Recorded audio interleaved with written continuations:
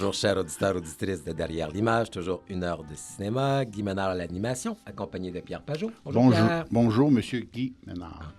Donc, on rigolait sur nos habitudes cinématographiques. Heureusement, tout cela se passe en dehors des ondes. Effectivement. Aujourd'hui, une émission bien remplie.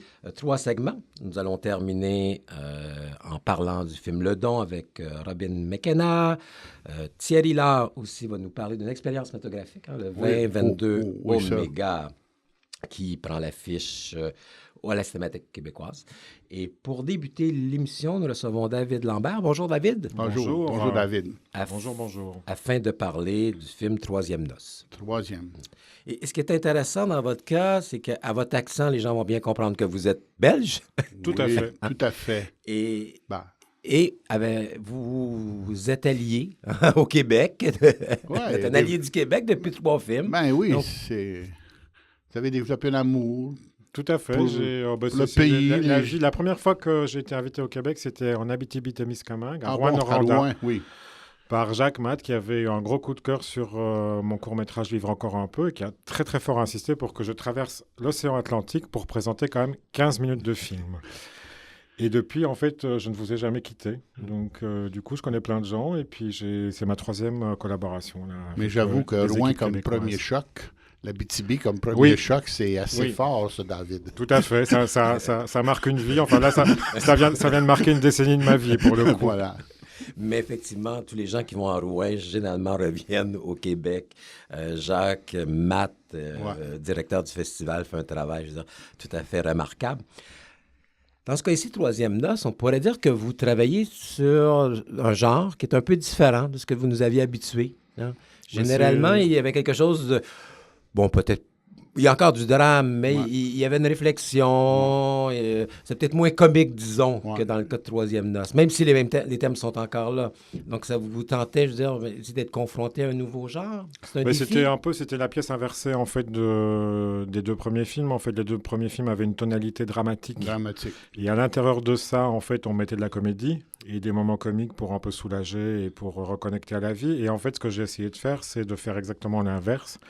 À savoir de partir d'une comédie, de se dire que j'allais pousser des moments jusqu'à du vaudeville, jusqu'à de l'absurde, jusqu'à des moments décalés. Et à l'intérieur de ça, d'y insuffler à la fois de la réflexion et des moments émotionnels et dramatiques.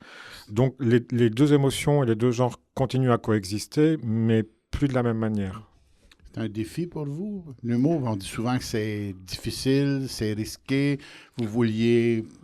tester vos... Oui, mais moi j'ai assumé parce que la comédie est quand même le genre le plus détesté par grands critiques, peut-être, pas du public. Oui, mais quand même. Enfin, je veux dire, si vous regardez les cérémonies de prix depuis 30 ans, on ne peut pas dire que beaucoup de comédies reçoivent les honneurs de ces grosses cérémonies. Donc c'est vrai que... Et puis c'est quand même... L'humour est quand même quelque chose de très particulier, de très local. On ne rit pas de la même façon en fonction des pays. Donc c'est vrai que c'est en fait plus compliqué de faire rire que de faire pleurer quelque part. Et alors je pense que c'est encore plus compliqué de faire les 2 en même temps. Et c'est important de mentionner que ce film est inspiré d'un roman éponyme de Tom Lanoy. Flamand? À la fin, j'ai vu de traduction. Ça voulait dire que c'était un roman flamand et traduit en wallon? Tout à fait. Traduit en français. On traduit plus en wallon quand même. Mais... c'est un auteur qui s'appelle Tom Lanoy, qui est en fait une figure assez connue en Belgique et surtout en Flandre, qui a pris des positions très tranchées sur l'immigration, sur le mariage gay, sur toute une série de questions sociétales, et qui est un peu l'auteur contemporain majeur du côté flamand en Belgique. Voilà, c'est un auteur qui est publié aux éditions de La Différence et je pense qu'on peut même trouver les bouquins ici. C'est une langue très très belle qui rebondit comme ça, il est très très volubile, c'est absolument magnifique. Et c'est un coup de cœur à la lecture. C'est un coup de cœur. J'étais dans mon lit un dimanche matin, je riais aux éclats. Et puis, il y avait plein de choses que j'avais un tout petit peu expérimentées moi-même. Et donc, du coup, j'ai refermé le roman et je me suis dit, mais il faut absolument que je fasse ça. Donc, j'ai tout de suite pris contact avec Tom, recherché les droits et puis enclenché le long processus de la mise en chantier d'un film. Et le casting? Casting, le personnage de départ, en fait, était pas Bouli Lanners, ça collait plus au roman, le personnage était un peu plus efféminé, un peu plus cynique aussi. Il y avait beaucoup de cynisme, il y avait un tout petit peu moins de générosité. Et puis j'ai fait lire une version à Bouli Lanners, donc, et puis il me dit moi je veux bien le faire, mais je veux faire un mec bourru, un ours, un bear, voilà, une bonne patte, mais voilà, et aussi une bonne patte qui griffe, mais je veux un mec bourru, avec des tatouages. Et j'ai dit très bien, faisons ça, donc j'ai réécrit pour lui. Et Rachel Mwansa, je l'avais vu dans Rebelle, que beaucoup de Québécois ont vu pour le coup. Et elle était restée dans un coin de ma tête. Et en lisant le roman, en fait, directement, j'ai pensé à elle. Je me suis dit, mais qu'est-ce qu'elle est devenue, en fait? Et puis, je pensais qu'elle était à Kinshasa. Et alors, hasard de la vie, parce que je ne savais pas du tout, vraiment, en fait, elle était ici, à Montréal. Donc, je me suis retrouvé encore à revenir à Montréal et au Québec. Mais parlons de Bouli Lanners, parce que c'est quelqu'un qui est assez connu. Il occupe l'écran, mon ami. Il occupe bien et avec beaucoup de générosité. C'est un acteur qui est très, très constant dans son jeu et qui est très constant dans sa générosité. Ça veut dire que ça ne faiblit pas. C'est un bonheur, évidemment, parce qu'on peut travailler en subtilité et vraiment écrire des choses en montage qui sont très, très, très précises. Et c'est quelqu'un qui semble incarner, je ne sais pas si c'est le bon mot, mais qui rentre dans un personnage et lui donne une âme. Hein? Donc, et pour moi, il y avait cette dimension-là importante parce que au-delà, je veux dire, de la situation, ce personnage ne pouvait vivre que s'il y avait un aspect humain, s'il avait un don, je veux dire, pour l'autre. Et Bouli Lanners nous révèle une partie presque de lui, je veux dire, qui nous surprend. Par cette générosité dont vous parlez, par cette empathie pour l'autre. Oui, graduelle. Oui, je pense que c'est en effet, il le joue vraiment sur... c'est un peu comme tous mes personnages, mais lui, il rend particulièrement bien ça. Ça veut dire qu'il essaye de faire ce qu'il peut, en fait. C'est un personnage, il incarne un personnage qui est faire du mieux qu'il peut avec ce qu'il a, avec toutes ses émotions. Et c'est un personnage aussi qui croit à la deuxième chance. Et quelque part, sa relation avec Tamara, même si elle est insupportable, il pense qu'elle peut moins l'être. C'est vraiment cette notion de deuxième chance qui est une vraie notion pour moi dans la vie. En fait, je ne comprends pas pourquoi on est toujours figé dans des identités où on nous dirait si tu as fait ça, en fait, tu dois faire ça et tu n'as plus le droit de faire ça. Je pense que tout le monde a droit à une deuxième chance. Moi, je l'ai vu comme une expérience de couple. Tout couple, homme, femme, hétéro, peu importe, il y a une autre personne que tu dois apprendre graduellement à connaître, à découvrir avec ses défauts, ses qualités. Ça a dû être la même chose avec son premier amant. D'ailleurs, si on se fie à son premier témoignage au salon funéraire, c'est bien cela. Et je trouvais l'idée aussi, là, il fallait qu'il apprenne à découvrir une autre personne. Tout à fait. Ce sont des personnages qui s'apprivoisent l'un l'autre et qui sont tellement différents, on se dit quand même, mais comment est-ce qu'ils vont faire? Parce que c'est quand même... c'est pas très évident à la base. Et c'est de fait, c'est un film qui parle de l'altérité, du rapport à l'altérité et de la difficulté d'être avec l'autre, tout simplement. Oui. Mais en l'associant à la politique de l'immigration. Et qui est un sujet, malgré, je dirais, la comédie, malgré le ton bon enfant du film, nous amène à réfléchir sur sa réelle capacité à recevoir l'autre et à lui donner, comme vous mentionnez, une seconde chance. Oui, c'est recevoir l'autre en effet, mais moi je me suis posé des questions toutes bêtes et toutes naïves en étant en Europe et en Belgique où on a quand même beaucoup de flux de migrants qui arrivent, qui essaient de s'installer ou qui essaient de s'installer en Angleterre et qui sont quand même, les rues de Bruxelles sont peuplées de gens qui sont à la rue, de migrants qui sont à la rue, et puis on se dit simplement, mais pourquoi est-ce qu'on n'ouvre pas nos portes et on ne les accueille pas chez nous, tout simplement? Alors il y a des initiatives citoyennes qui se mettent en place. Et de fait, il y a des organisations qui sont absolument fabuleuses, qui organisent ça, qui organisent de l'hébergement de nuit en nuit. Les migrants peuvent dormir quelque part dans une famille avec une soupe, la nourriture, etc.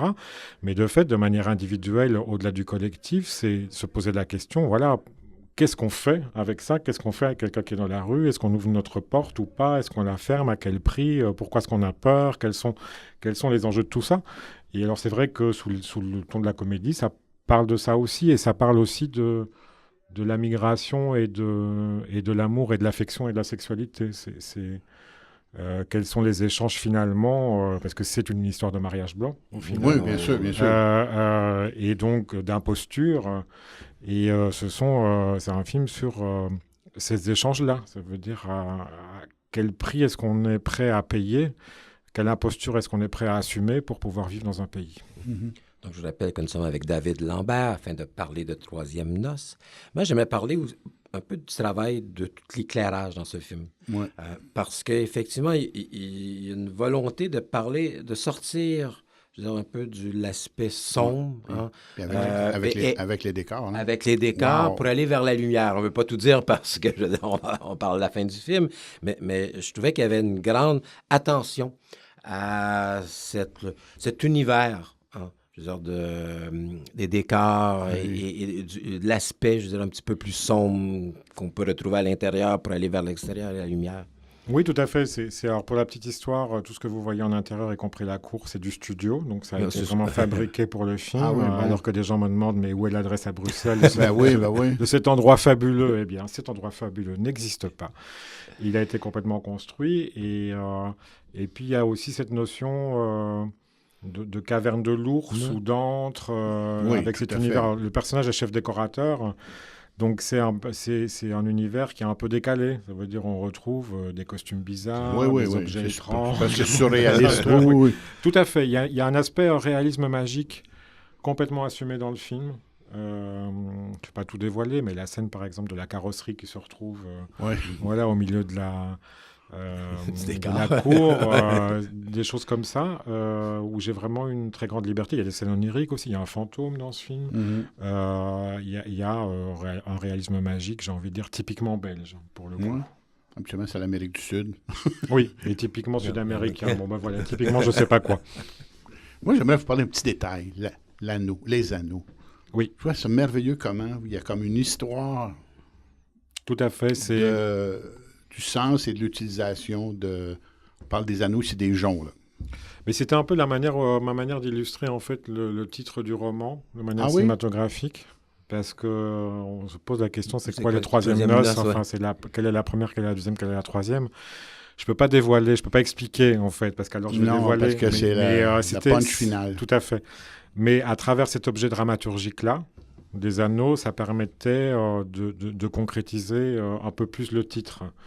Et c'est quelque chose que j'aime beaucoup faire. Je traite souvent les objets comme des personnages. Ben oui. Et donc, je leur écris des vraies lignes narratives. Je les fais évoluer. Je les fais revenir, réapparaître, disparaître. C'est un travail tout à fait passionnant. Et j'ai toujours le même accessoiriste depuis mon premier film, donc il comprend un peu mes obsessions sur les objets, sur les différentes petites choses qui font que on crée aussi du sens par tous ces petits détails qui viennent nous donner des choses en pointillés. Oui. Mais dans le cas d'une comédie, je pense que c'est encore plus important parce que c'est ce qui entoure finalement le discours. Et on parlait tantôt, tu parles des anneaux, on parlait de cette caverne. On peut parler aussi même des déplacements à l'intérieur, je veux dire, de la maison dans un certain sens, où chaque comme détail, ou chaque élément, il y a toujours un élément qui est associé soit à la cuisine, qui va être associé aux chambres à coucher et tout. Donc, tout votre univers, finalement, se construit presque autour des personnages. Mm-hmm.